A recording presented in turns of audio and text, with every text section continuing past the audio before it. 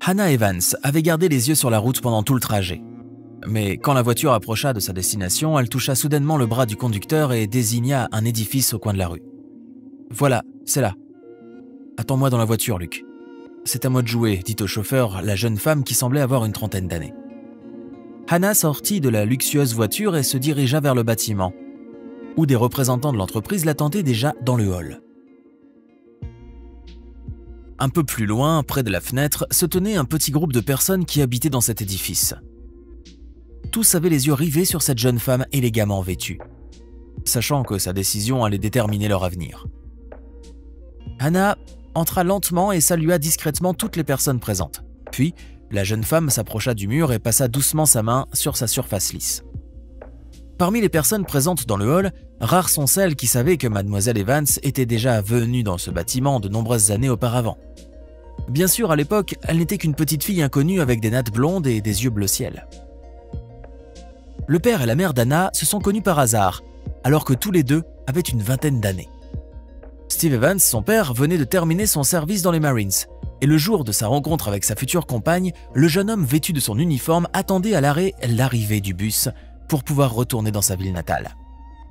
Mais au moment de monter dans le bus, Steve remarqua une jeune femme tenant dans les mains une énorme valise qu'elle essayait sans succès de faire entrer dans le véhicule. Bien sûr, le jeune homme au grand cœur lui vint en aide, et il apprit de cette façon qu'elle se prénommait Beverly. Les deux jeunes gens découvrirent ainsi qu'ils se rendaient dans la même ville, ce qui leur remonta immédiatement le moral, car leur perspective d'avenir leur semblait alors sombre. Et pour cause, la jeune femme était orpheline et se déplaçait de ville en ville à la recherche de travail et d'une vie meilleure. Et si bien sûr de son côté Steve disposait de quelques mois de son salaire de soldat, on ne peut pas dire qu'il était riche pour autant. Sur la route, les deux jeunes gens discutèrent et ressentirent rapidement une sympathie mutuelle. Habitué à s'exprimer sans détour, Steve proposa alors à Beverly d'emménager avec lui alors qu'ils étaient encore en route, car ses parents habitaient dans une petite maison située à la périphérie de la ville, et le jeune homme ne voulait pas que sa présence constitue une gêne pour eux. Beverly, qui avait immédiatement ressenti une grande attirance pour ce beau jeune homme basané à l'allure militaire et aux doux yeux gris, accepta sa proposition avec joie. Après leur arrivée en ville, les jeunes gens vécurent quelque temps dans un motel en bord de route. Puis, après avoir rassemblé toutes leurs économies, ils s'achetèrent une toute petite maison située près d'une forêt de tours d'habitation. Comme Steve avait appris à conduire presque n'importe quel véhicule pendant son service dans l'armée, il parvint à se trouver un emploi de chauffeur de poids lourd. La société de transport pour laquelle il travaillait transportait des marchandises dans tout le pays, ce qui assurait à ses employés un salaire stable et élevé. Mais Beverly, de son côté, eut beaucoup plus de difficultés à se trouver un travail. Aussi, ne voulant pas être un fardeau pour son futur mari, elle finit par accepter un emploi de femme de ménage dans l'une des entreprises de nettoyage de la ville. Bientôt, les jeunes gens se marièrent et 9 mois plus tard, la petite Hannah vint au monde. La fillette grandit dans cette atmosphère d'amour et d'attention dont ses parents l'entourèrent dès les premiers jours de sa vie. Le temps passa et la famille Evans subit un premier choc important lorsque le camion de Steve fut impliqué dans un terrible accident de la route. Le pire est que ce ne fut pas la faute du camionneur, mais celle du conducteur d'une grosse voiture qui s'était engagée dans la circulation en sens inverse. La manœuvre que tenta Steve pour éviter la collision entraîna la chute de son véhicule et de son chargement dans un fossé. Malheureusement, le temps que les secours arrivent sur les lieux, Steve était déjà mort. Ce jour-là, Beverly et sa fille avaient ensemble préparé la tarte aux cerises préférée de Steve, et la fillette attendait avec impatience le retour de son père. Mais lorsque le téléphone sonna dans la maison et que Hannah, 7 ans, vit des larmes dans les yeux de sa mère, elle comprit immédiatement que quelque chose de terrible et d'irréparable s'était produit. Hannah ne se souvenait pas bien des funérailles de son père et la seule image qui s'était gravée à jamais dans son cœur était celle du visage en larmes de sa mère marqué à jamais par le chagrin et la tristesse. Évidemment, la mort de Steve affecta le bien-être matériel de la famille, dont les revenus furent considérablement réduits. Désormais, pour subvenir à ses besoins et à ceux de sa petite fille, Beverly dut travailler pour deux, tentant de faire face au volume de travail croissant fourni par l'entreprise de nettoyage qu'il employait. L'une des propriétés que Beverly devait entretenir était une tour d'habitation, située non loin de leur petite maison. Comme c'était cet endroit qui lui donnait le plus de travail, c'était à celui-ci que la mère d'Hannah se consacrait avant tout. Un jour en hiver, Beverly fut prise d'une forte fièvre et ne put aller travailler. Quelques jours passèrent et l'état de santé de sa mère s'aggravant, Hannah finit par demander de l'aide. Le traitement de la pneumonie sévère dont souffrait Beverly nécessita presque tout l'argent dont la maisonnée disposait alors. La petite Hannah, les larmes aux yeux, soigna courageusement sa mère malade, lui donnant même à boire son bouillon à la cuillère. « Tu vas guérir, maman, je sais que tu es forte », disait la fillette tentant de rester optimiste. De plus que, pour que Beverly n'ait pas d'ennui au travail, c'est Hannah qui allait nettoyer à sa place les édifices dont elle avait la responsabilité. Chaque jour, chaussant les bottes en caoutchouc de sa mère par-dessus 3 paires de chaussettes chaudes et portant des gants qui lui arrivaient presque jusqu'au coude, Hannah prenait la serpillière et nettoyait le hall et les escaliers des bâtiments. Puis elle essuyait les rebords des fenêtres et les portes d'entrée avec un chiffon humide.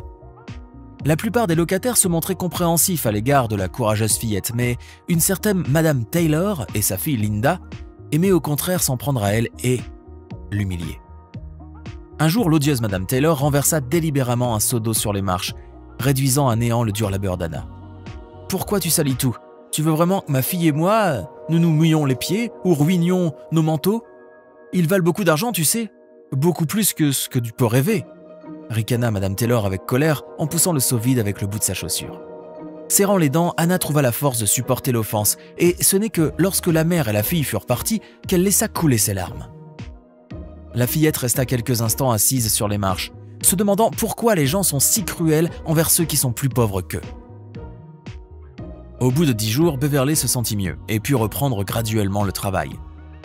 Hannah continua à aider sa mère pendant encore quelques mois, confrontée chaque fois à l'inexplicable haine de Madame Taylor et de sa fille. Le temps passa, Beverly continuait de travailler comme femme de ménage comme auparavant. Et Hannah poursuivait ses études, ne manquant jamais d'impressionner ses professeurs par ses talents dans toutes les matières. La seule chose qui empoisonnait la vie de la jeune fille était l'attitude dédaigneuse de ses camarades de classe, qui la considéraient comme une pauvrette et la fille d'une moins que rien.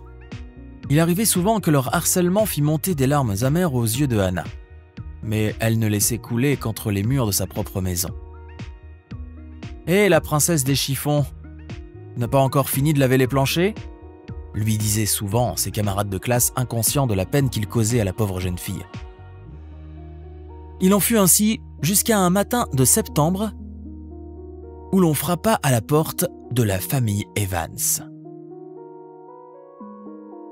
Perplexe quant à l'identité de la personne qui cognait, Beverly ouvrit la porte et vit devant elle le facteur, qui se tenait sur le pas de la porte et qui lui tendit une enveloppe scellée et signée. En l'ouvrant, Beverly et sa fille eurent la surprise de découvrir que la femme venait de recevoir un important héritage. C'est de cette façon que Beverly apprit l'existence d'un grand-oncle qu'elle n'avait jamais rencontré et qui avait passé sa vie à New York, où il avait fait fortune à la bourse. Comme le vieil homme menait une vie plutôt réservée et qu'il ne laissait pas d'héritier direct, à sa mort, toute sa fortune passa entre les mains de sa seule héritière, sa lointaine nièce Beverly, que les avocats du millionnaire décédé étaient parvenus à retrouver. La nouvelle semblait si incroyable que la mère et la fille pensèrent d'abord qu'il s'agissait d'une plaisanterie. Mais le papier officiel estampillé, filigrané et scellé excluait la moindre ambiguïté quant à son authenticité. C'est ainsi qu'en un instant, Hannah passa du statut de fille de femme de ménage à celui de fille de riche héritière, possédant une fortune de plusieurs millions de dollars. À partir de ce jour, une vie de richesse et de luxe commença pour Beverly et sa fille, et lorsque Hannah eut terminé sa scolarité, elle intégra l'une des meilleures universités du pays, ce qui lui permit de recevoir une excellente éducation.